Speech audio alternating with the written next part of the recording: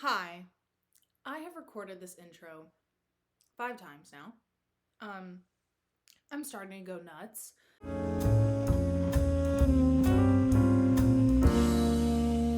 Welcome to this channel's first video. Yay, how exciting. My name is Rachel, and I have been trying to start this YouTube channel since the beginning of this year. It is July 1st. I have been trying this since January. It is hard. I have literally recorded, like at first it was going to be an ASMR account, and I recorded a couple videos for that, and then they wouldn't upload. So I was like, okay. And then I got to thinking about it, and I was like, well, maybe I want it to be more than just an ASMR account. Maybe I want, like, maybe further along down the road, I want to do, you know, book talk or booktube videos. So I changed it. Now it's just Rachel's Place, and I'm just gonna make whatever videos I feel inspired to make, I guess.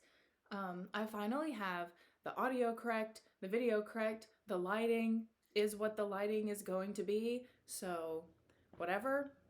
It is now 10:30 at night because this process has been crazy. And I'm going to lose my mind if I go to upload this later and it says that my file is corrupted again, or it says that playback cannot be whatever. Anyways, today we are going to be doing the July TBR.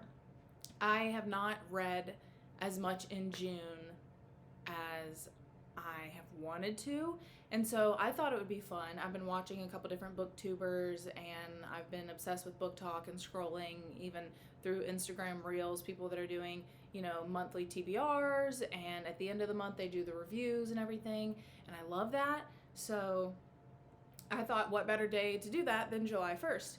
So I wrote down a whole bunch of different TBR prompts or whatever, and I put them all in that little skull jar over there. And so I'm going to pick 3 because July is going to be a very busy month for me. I have 2 different vacations. I'm working a bunch, saving money, all that good stuff. I just moved into a new place, so I'm like really still not even done unpacking. But I thought that could be a fun way for me to knock some of these books off my cart. Some of them I got for my birthday back in May, and then some of them I've had for a... Do you see yourself? I'm so disoriented because on the monitor the camera is flipped. Do you see yourself, pretty girl? Anyways, so let's try to get this cart less full because right now it's stuffed like top to bottom. There's books also on the back side, I'll show you in just a minute, and there's books laying on top on both rows or whatever, and I just need to read more. I also have a Kindle and I really like audiobooks, but just there's nothing like just a physical book and sitting down and reading a physical book. And I also like to annotate and like do the tabs and stuff. So I'm trying to get back into that. I'm trying to make myself sit down and read because I always say, oh, I don't have time. Yes, you do. Like, you're scrolling on TikTok, you're scrolling on Instagram, you have time. So I think we're just going to pick 3 since July is going to be such a busy month. We're going to pick 3 prompts. We're going to take them off the cart. And we're going to hope and pray that when I pause this in just a second, that you can hear everything that I say and that it saves correctly. So, yeah. Okay. So, good news is that last video seemed to have saved correctly. So, fingers crossed that anyone ever sees this whole video. This is my TBR cart. It is super flimsy. Flimsy. It's super flimsy. I bought it really cheap off Amazon, and it is stuffed to the brim of books that I have purchased, have been gifted, have had in my library for months and months, and just have not read. So yeah, we're full on this side, and then, oh, please don't break apart. It's also full on this side. So we've got bunches of different books to choose from. While I was writing down the prompts, I was like, do I have a book for everything on here? So we'll just hope that we get some prompts and I can work with what I've got. So yeah, let's go ahead and pick the first one. I think I'm gonna pick 3. I'm debating between 3 and 5 because I am going to the beach. So I'm gonna have, I think it's like 10 days of vacation time that I could probably be reading. But I think we're gonna go with 3. And then if I finish those 3, then I'll just pick another one that I want to get through. But honestly, 3 might be a struggle this month. Ooh, a 5-word title. Okay, so I have to pick a book that has a title with 5 words in it. This is exciting. Oh, I'm excited. Okay. So, let's see. This one's 6 words. This one's 5 words. That's 4, 3, 2, 5. Oh, this one's 5.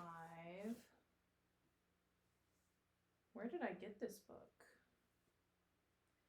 So we might go with that one.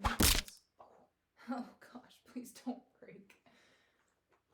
And let me say, it is not the book's fault. Like, this cart was flimsy like that before I put any books on it. So, let's see what else we've got. Is there 4 words? 2 words? That's 3 words. That's 3 words. That's 3 words. Oh gosh, that's 3 words. That's 1 word. So, you know what? I think we're gonna go with this one. So this is You Shouldn't Have Come Here by Geneva Rose. On the back it says, Grace Evans, an overworked New Yorker looking for a total escape from her busy life, books an Airbnb on a ranch in the middle of Wyoming. When she arrives at the idyllic getaway, she's pleased to find that the owner is a handsome man by the name of Calvin Wells, and he's eager to introduce her to his easygoing way of life. But there are things Grace discovers that she's not too pleased about: a lack of cell phone service, a missing woman, and a feeling that something isn't right with the ranch. Despite her uneasiness, the two bond and start to fall for one another. However, as her departure date nears, things change for the worst. What began as a playful romance soon turns into a complicated web of lies. Grace grows weary of Calvin as his infatuation for her seems to have morphed into obsession. Calvin fears that Grace is hiding something from him, including her reason for staying at this ranch to begin with. Vacation flings typically end in heartbreak, but for Grace and Calvin, it'll be far more destructive. So, Colleen Hoover said Geneva Rose is the queen of twists. So there will be some kind of twist in here. I thought it was more like horror based. I really enjoy horror and thrillers and scary movies, like everything. I love the whole genre. I think, did my mom get me this? I'm trying to remember where I got this book because I've not heard about it before. Maybe I just picked it up. I'm not sure. But yeah, apparently it's a page turner, twist ending. Might be like a little bit of romance in there. Sounds interesting. So yeah, we'll go with that one. That's fun. Okay, let's pick another. So, oh, okay. So this one is an illustrated cover. So like a not real, like it's a drawn cover, I guess. That is literally most of these. Let's see. Oh no, that's a picture. That's a picture. That looks like a picture. Ooh, you know what? I think we're gonna go with this one because this one was recommended to me by someone that I work with. This is Remarkably Bright Creatures by Shelby Van Pelt. And if I'm not mistaken, this is about an octopus. I think he said that it's about a janitor or something at an aquarium. Oh, okay. So on the inside it says, after Tova Sullivan's husband died, she began working the night shift at the Sowell Bay Aquarium, mopping floors and tidying up. Keeping busy has always helped her cope, which she's been doing since her 18-year-old son Eric mysteriously vanished on a boat in Puget Sound over 30 years ago. Tova becomes acquainted with... Oh no, I don't know how to say this word. Curmudgeonly. Let's find out what that means. A curmudgeon is a bad-tempered person, especially an old one. Okay. Tova becomes acquainted with curmudgeonly Marcellus, a giant Pacific octopus living at the aquarium. That is so embarrassing that I know how to read. I'm smart, okay?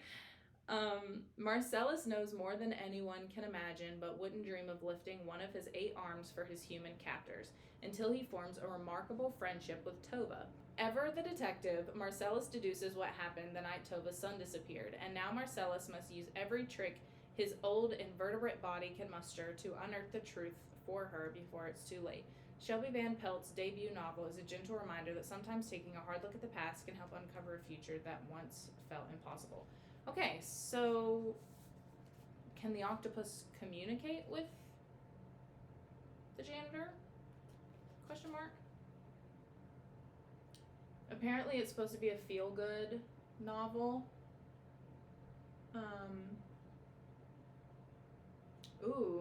This person said, Kevin Wilson said, Remarkably Bright Creatures is a beautiful examination of how loneliness can be transformed, cracked open, with the slightest touch from another living thing. Shelby Van Pelt makes good on this wild conceit, somehow making me love a misanthropic octopus, but her writing is so finely tuned that it's a natural element of a larger story about family loss and the electricity of something found. Aw, this does sound really sweet. Okay. We will add that one to the list. Okay, last one. Let's see. Get something good. I had one. Oh, that's 2. Okay. All right, this one is my smallest book. Like by page number or like physically the smallest? Because I'm pretty sure like maybe this one would be physically the smallest, but this is a big, like, this is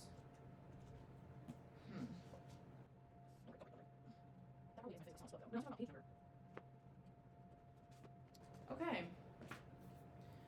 So here's the thing about Dr. Sleep. I love Stephen King. One of my favorite authors, by far.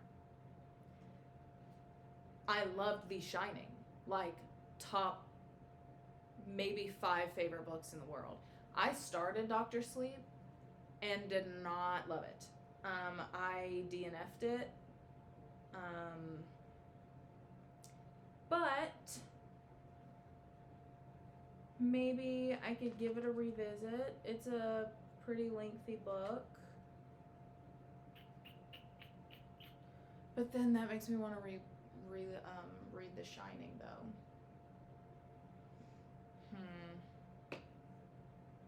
Maybe I'll reread The Shining, too. I don't know.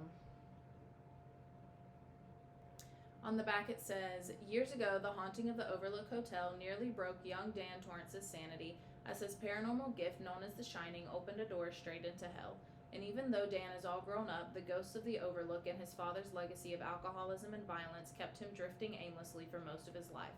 Now, Dan has found some order in the chaos by working in a local hospice, earning the nickname Dr. Sleep, by secretly using his special abilities to comfort the dying and prepare them for the afterlife. But when he unexpectedly meets 12-year-old Abra Stone, who possesses an even more powerful manifestation of the Shining, The two find their lives in sudden jeopardy at the hands of the ageless and murderous nomadic tribe known as the True Knot, reigniting Dan's own demons and summoning him to battle for this young girl's soul and survival. I just don't know if I'm excited for this one because I tried to read it and I just could not get into it. Because The Shining, if you've read The Shining, that book is so good. It's beautifully written. It's so thorough. Like, it's just a really good book.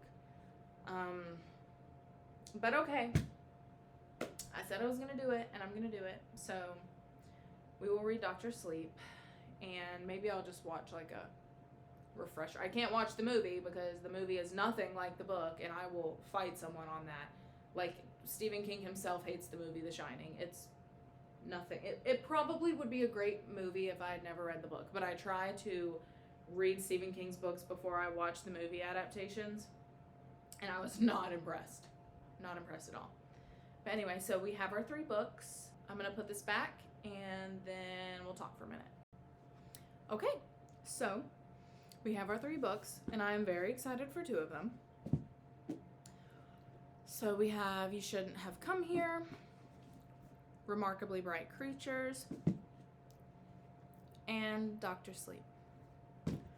So I am going to try in July to make it a point to sit down and read after work, before work, whatever it is. You know, make some coffee, get a little snack, have a seat, lose myself in a book. It's kind of like, I don't know if you've ever heard the analogy of like the hardest part about going to the gym is tying your shoes. I feel like that's very similar with reading, at least for me.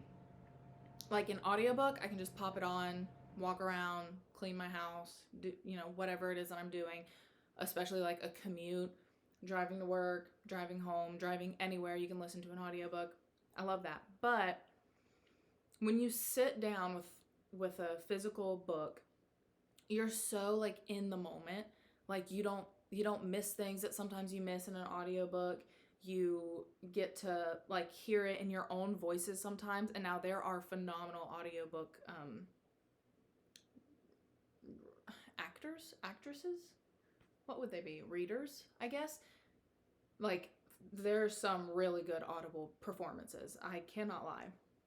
But I feel like when you're reading it in your own head, like you can give them, whatever personality you want, or like I don't know how to explain it. You literally know what I'm talking about. So I need to do that more, and I need to just sit down. It's very therapeutic for me. It helps me release a lot of stress, and I've had a lot of stress this month. So this will be good. So I'm gonna try to read these 3 books. I am going to try to record bits and pieces of me doing that. I don't know how to vlog. I barely know how to record a video and upload it. But I'm gonna try. We're gonna see if we can't figure it out. I also say a lot watching back these videos, so I'm gonna try to reel that in a little bit too. But yes, I'm gonna get to editing this video. I'm gonna try to upload it, and if it does not upload, so help me, Rachel's Place, the YouTube channel, will cease to exist. Anyways, thank you so much for watching my video. Please like, comment, and subscribe. Just kidding. Unless, yeah, I will see you in the next one, which will either be a really cool vlog of me reading these books, or maybe, it'll be at the end of the month when I review them, or I really like